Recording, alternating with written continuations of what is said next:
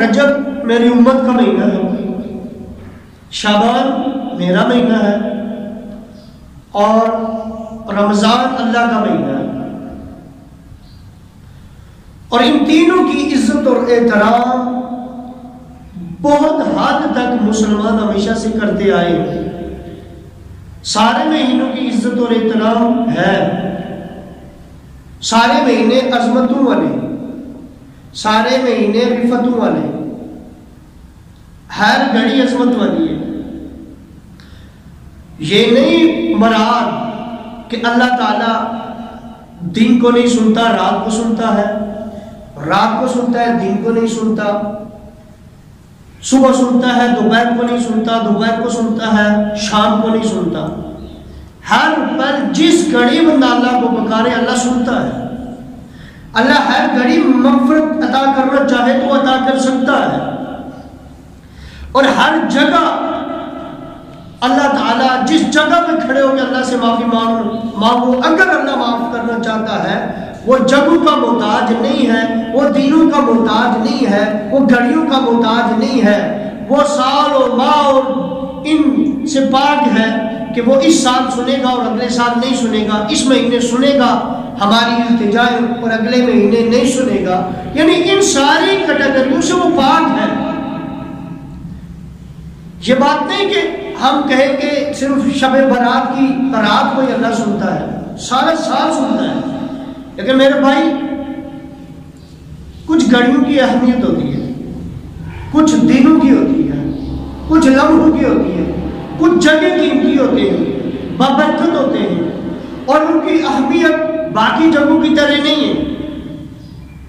آپ یہی دیکھ لیں جہاں پر میں کھڑا ہوں یہ مسجد ہے اور اسی کے نیچے باتھ روم ہے، وہ بھی زمین ہے یہ بھی زمین ہے، وہ بھی جگہ ہے یہ بھی جگہ ہے. وہاں آپ اللہ سے دعا نہیں مانگ سکتے، یہاں آپ اللہ سے دعا مانگ سکتے ہیں. وہاں آپ ذکر و اذکار نہیں کر سکتے، یہاں آپ ذکر و اذکار کر سکتے ہیں. اسی طرح سارے دن اللہ کے ہیں، لیکن جمعے کو سید الایام کہا گیا. ساری جگہ اللہ کی ہے، پر کعبہ میں نماز پڑھنا، مسجد نبی میں نماز پڑھنا، مسجد اقصی میں نماز پڑھنا اور پھر یہاں نماز پڑھنا فرق تو ہے. اسی طرح دنوں میں بھی فرق ہے. اور کچھ دن ایسے بھی ہوتے ہیں اور کچھ راتیں ایسی ہوتی ہیں، کچھ جگہ ایسی ہوتی ہیں، کچھ لمحے ایسی ہوتی ہیں، کچھ بندے ایسے ہوتے ہیں جن کے پاس بندہ ہوتا ہے تو ہماری دعاؤں کی مقبولیت کی چانسز زیادہ ہوتی ہے. اس لیے کہ ان جگہوں کو، ان مہینوں کو، ان دنوں کو اور ان گھڑیوں کو ہم نے نہیں بنایا، خود رب کائنات نہیں بنایا. دیکھیں مثلا دنوں میں راتوں میں دیکھیں، اِنَّا أَنزَلْنَاهُ فِي لَيْلَةِ الْقَدْرِ وَمَا أَدْرَاكَ مَا لَيْلَةُ الْقَدْرِ لَيْلَةُ الْقَدْرِ خَيْرٌ مِّنْ أَلْفِ شَهْرٍ. 1000 مہینوں سے میں نے نہیں کہا، کسی کوئی حدیث بھی نہیں ہے، قرآن کی سورت ہے اور اس کی یہ آیت ہے کہ لیلۃ القدر 1000 مہینوں سے بہتر ہے. رات ایک ہے اور 1000 راتوں نہیں کہا، 1000 مہینوں سے بہتر بھی ہوا ہے. تو اللہ تعالیٰ کچھ دنوں کو خود اہمیت دے دیتا ہے، کچھ راتوں کو، کچھ گھڑیوں کو، کچھ بندوں کو، ان بندوں کے قرب کو، کچھ جگہوں کو. اسی طرح شب برات بھی ہے. سارا سال ہی اللہ سنتا ہے، لیکن شب برات اس میں مقبولیت کے چانسز زیادہ ہوتے ہیں. اور حضور نے فرمایا کہ شعبان کے مہینے میں، التمس کہتے ہیں، حضور نے فرمایا شعبان کے مہینے میں صاف ستھرے رہا، شعبان کے مہینے میں پاک رہا کرو، بدنوں کو پاک کیا کرو. اور ساتھ ہی فرمایا شعبان کے مہینے میں نیتوں کو بھی صاف ستھرا کرو اور حسین بنو. وہ حضور یہ کہتے ہیں یہ جو شعبان کا مہینہ آتا ہے اس میں تن کو بھی اجلا کرو، من کو بھی اجلا کرو، ظاہر بھی پاک کرو، باطن بھی پاک کرو. سوچوں میں پہلے بٹھاؤ، خبردار ہماری سوچیں بھٹکنے نہ پائیں. اس مہینے میں خصوصیت سے اس چیز کا خیال کریں، سوچوں میں پہلے بٹھا دیں. غلط سوچ سوچنی نہیں، غلط بات کرنی نہیں. کوئی غلط خیال آئے آنے ہی نہیں دینا، کسی برے کا خیال آئے آنے ہی نہیں دینا، کسی کی برائی کا خیال آئے آنے ہی نہیں دینا، کسی کی غیبت کا خیال آئے آنے ہی نہیں دینا۔ بس نیک لوگوں کو سوچو، اللہ کا ہر وقت بندہ ذہن میں رب کا خوف پیدا کرے، ہر وقت دل میں اللہ کا خوف ہو اور اللہ کی محبت بھی ہو، اور اللہ کے بارے میں، اللہ کے محبوب بندوں کے بارے میں سوچے اور برے لوگوں کے بارے میں خیال ہی نہ کرے۔ سوچوں میں بھی پیرا بٹھاؤ، نیتوں کو صاف رکھو، جب بھی کسی کی برائی کی باری آئی کہو چھوڑ دو، چونکہ حضور نے فرمایا دماغوں کو پاک رکھو، ذہنوں کو پاک رکھو، دلوں کو پاک رکھو، سوچوں کو پاک رکھو، ظاہر کو پاک رکھو، باطن کو پاک رکھو۔ تو ہم نے پاک رکھنا ہے، لہذا اس گندی سوچ کو آنے ہی نہیں دینا۔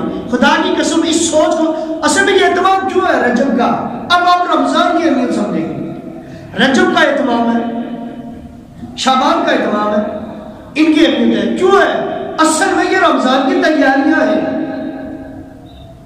بندہ پہلے سے اپنے نفس میں کنٹرول کرے، اپنے سوچوں میں پہلے بٹھائے، تن کو بھی پاک، من کو بھی پاک۔ وہ بندہ جس نے رجب میں اور وہ بندہ جس نے شعبان میں اپنے اوپر کنٹرول کر لیا، اپنے آپ کو ستھرا کر لیا، اپنی سوچوں میں پہلے بٹھا دیے، اپنے نفس کشی کر لی، وہ بندہ جا کے رمضان کی لذتوں سے پورا فائدہ اٹھا سکتا ہے، رمضان کی برکات مکمل طور پر حاصل کر سکتا ہے، جو پہلے سے اس کے لیے تیاریاں پچھلے 2 ماہ میں کرتا آیا۔ تو یہ تیاریاں ہیں اس ماہ میں، جو اس مہینے کے لیے ہم تیاریاں کرتے ہیں۔ حضور اللہ سے دعا کرتے تھے، حضرت انس کہتے ہیں حضور اللہ تعالیٰ سے، حضرت ابو ہریرہ کہتے ہیں حضور اللہ تعالیٰ سے دعا کرتے تھے ان 2 ماہ میں، رجب میں بھی اور شعبان میں بھی، مولا ان دونوں کو ہمارے لیے بابرکت بنا تاکہ ہم رمضان میں داخل ہو سکیں۔ ان 2 مہینوں کو ہمارے لیے بابرکت بنا تاکہ ہم رمضان میں داخل ہو سکیں۔ تو اس لیے میں عرض کروں کہ اپنی حضور نے بھی فرمایا تن کو بھی پاک، من کو بھی پاک، سوچوں میں پہلے بٹھا دے۔ بندہ برائی کی طرف راغب ہو ہی نہیں سکتا کہ وہ اپنی سوچ کو درست کرے۔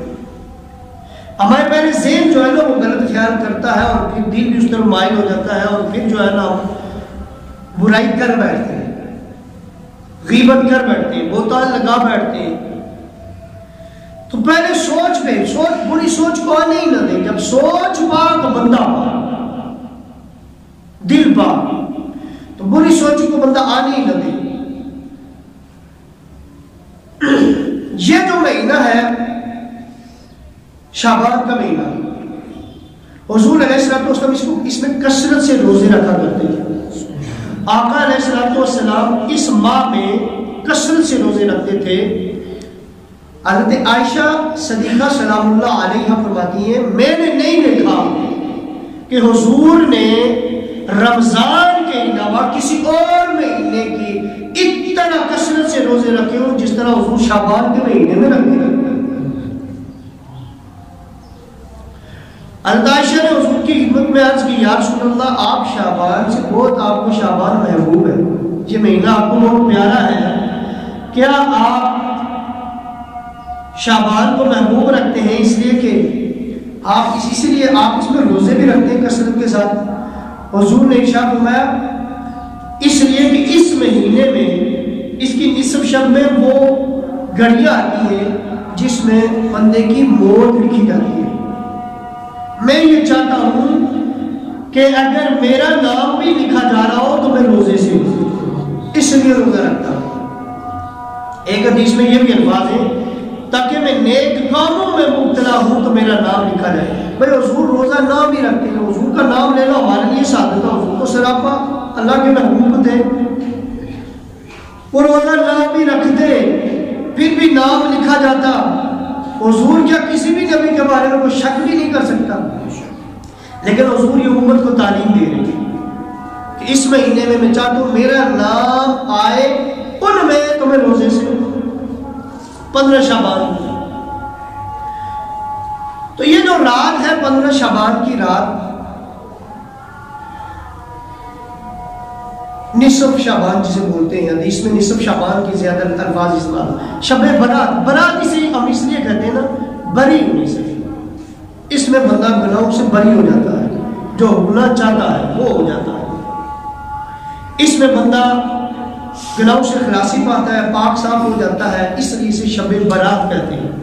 اللہ تعالیٰ کی ناراضگی سے برات پا سکتا ہے، نجات پا سکتا ہے، اور اللہ کی خوشی حاصل کر سکتا ہے، اللہ کی رضا حاصل کر سکتا ہے، اس لیے اسے شب برات کہتے ہیں۔ اور حضرت سیدہ عائشہ صدیقہ سلام اللہ علیہا کی حدیث تو آپ کو ارسال سنتے ہیں، بلکہ حضرت جبریل کی بھی ایک حدیث ہے اسی طرح۔ جبریل علیہ السلام آقا علیہ السلام کی بارگاہ میں حاضر ہوئے، عرض کی یا رسول اللہ صلی اللہ علیہ وسلم یہ جو شعبان اور اوپر دیکھیے، حضور کو فرمایا کہ عرض کی یا رسول اللہ اوپر دیکھیے، حضور نے اوپر دیکھ کے فرمایا کیا ہے؟ کہا 15 شعبان کی رات ہے، اس میں اللہ تعالیٰ جنت کو سجانے کا حکم دیتا ہے۔ جبریل امین جنت کو سجانے کا حکم دیتا ہے، اور اس میں اللہ تعالیٰ آپ کی امت کے گناہگار بندوں کو بخشتا ہے، جتنے درختوں کے پتے ہیں، جتنے ذرات ہیں، اور جتنے یہ آسمان کے تارے ہیں۔ حضور کا کہا اوپر دیکھیں، جتنے آسمان کے تارے اتنے اللہ تعالیٰ بندوں کو بخشش عطا فرماتا ہے۔ اور حضرت عائشہ کی سلام اللہ علیہا آپ سے جو حدیث مروی ہے وہ تو آپ سنتے آئے ہیں کہ آپ فرماتی ہیں آقا علیہ السلام گھڑی خراب ہے،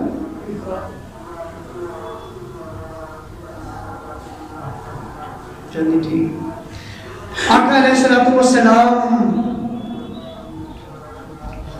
اشارے کرتے رہنا ٹھیک ہے۔ حضرت عائشہ صدیقہ رضی اللہ تعالیٰ عنہ فرماتی ہیں کہ آقا علیہ السلام شعبان کی 15ویں رات کو میرے بستر پہ نہیں تھے، تو میں نے گمان کیا کہ ہو سکتا ہے حضور کسی اور زوجہ کی گھر تشریف لے گئے۔ میں اٹھی باہر نکلی، میں نے دیکھا حضور جنت البقیع میں کھڑے ہاتھ اٹھا کے اللہ سے دعا کر رہے ہیں۔ اس کا مطلب یہ نکلا کہ اس رات کو قبرستان میں جا کر اللہ سے دعا مانگنا میرے نبی کی سنت ہے، کوئی بدعت نہیں ہے۔ حضرت عائشہ فرماتی ہے حضور اللہ سے دعا مانگ رہے تھے، تو میں گئی تو حضور علیہ السلام نے فرمایا کہ عائشہ کہ تم اللہ اور اس کے رسول پہ شک کرو؟ کہا نہیں حضور، میں سمجھی ہو سکتا آپ کسی دوسری زوجہ کی آگے ہوئی۔ حضور نے پھر حضرت عائشہ صدیقہ سلام اللہ علیہا کو فرمایا کہ عائشہ یہ وہ رات ہے جس رات اللہ تعالیٰ بنو کلب کی جو بکریاں ہیں ان کے بالوں کے برابر میرے گنہگار امتیوں کو بخشش عطا فرمایا۔ اب ایک بکری کے بال کوئی نہیں، بنو کلب کی بکریاں بھی ڈھیر، سب سے زیادہ بڑا ریور، ان کو ہم نہیں گن سکتے، پھر ان کے بالوں کی تعداد کون گنی؟ اور ہر سال اللہ اتنا بخشش عطا کرتا ہے۔ اور اس رات اللہ تعالیٰ خصوصاً جبریل امین نے عرض کی یا رسول اللہ، اس حدیث میں کچھ الفاظ رہ گئے، یا رسول اللہ تعالیٰ 700 جنت کے دروازے کھول لیتا ہے، 700 جنت کے دروازے کھول لیتا ہے، اور پھر وہاں پر فرشتے کھڑے ہو جاتے ہیں، اور وہ فرشتے پکار کے اس رات کہتے ہیں، کوئی رکوع کرنے والوں کو مبارک دیتا ہے، کوئی سجدے کرنے والوں کو مبارک دیتا ہے، یعنی ہر جو اس عبادت میں مبتلا ہوتا ہے وہ فرشتے وہاں کھڑے ہو کر ان کو اس میں برکت کی دعائیں دیتے رہتے ہیں، مبارک دیتے رہتے ہیں۔ تو حضور حضرت عائشہ سے فرماتے ہیں عائشہ اس رات اللہ تعالیٰ بنو کلب کی بکریوں کے بالوں کے برابر میری گنہگار امتیوں کو بخشش فرماتا ہے، آسمانی دنیا میں خصوصاً تجلی فرماتا ہے۔ ویسے تو ہر رات معاف فرماتا ہے، ہر دن ہر پل اللہ معاف فرمانے والا ہے، لیکن کچھ جگہ میں نے عرض کی کچھ گھڑیاں اللہ نے خاص ہیں، جیسے لیلۃ القدر 1000 مہینوں سے بہتر ہے، تو شب برات بھی سال میں سب سے اہم راتوں میں شب قدر کے بعد شب برات ہے، جو ہماری برات کی رات ہے، ہماری نجات کی رات ہے۔ اس رات اللہ تعالیٰ آسمانی دنیا میں خصوصاً تجلی فرما کر پھر صبح تک اللہ تعالیٰ اعلان کرتا رہتا ہے کوئی آج کی رات مجھ سے معافی مانگنے والا مجھ سے معاف کرو، ہے کوئی آج کی رات اپنے گناہوں سے خلاصی پانے والا، ہے کوئی آج کی رات مجھ سے رزق مانگنے والا مجھ سے رزق عطا کرو۔ سارا سال لوگوں کے پاؤں پکڑتے ہوئے رزق کے لیے لگے رہتے، سارا سال پیروں کے پاؤں پکڑتے، سارا سال کیا کیا ہم نہیں کرتے اور کیا کیا بے ایمانیاں ہم نہیں کرتے کسی طرح ہمارا یہ کام ہو جائے. اور جو کام کرنے والا آج کی رات یعنی شب برات 15ویں شعبان کی رات کو، آج مراد آج کی نہیں جس میں میرا ذکر ہو رہا ہے جس رات کا 15 شعبان کو جب اللہ تعالیٰ خصوصی تجلی فرما کے کہتا مانگو مجھ سے میں عطا کرنے والا ہوں. سب دنیا روک لے اللہ عطا کرے تو کوئی روک نہیں سکتا، اور ساری دنیا دینا چاہے اللہ روکنا چاہے کوئی دے نہیں سکتا. تو وہ جو سب کو عطا کرنے والا ہے وہ شعبان کی رات آگے اعلان کرتا رہتا ہے، اور ہم اس کی نافرمانی کر کے حرام کام پہ مبتلا ہوتے ہیں، ادھر پٹا دے سرسریوں اور پتہ نہیں کیا کر اپنے بچوں کو بھی لے کے دیتے ہیں. آپ اپنے بچوں کی کیا تربیت کر رہے ہیں؟ ان کی اتنی خواہشیں بھی پوری کر رہے ہیں. اپنے بچوں کی تربیت میں نفس کشی بھی ہے، ان کی خواہشات کو مارے. یہ کیا بچے کی ایسی محبت ہے اس کی ناجائز خواہش کو بھی اس کو حرام کام بھی آپ مبتلا ہو. اب بچہ کہے کہ شراب پیو گے تو پلائیں گے،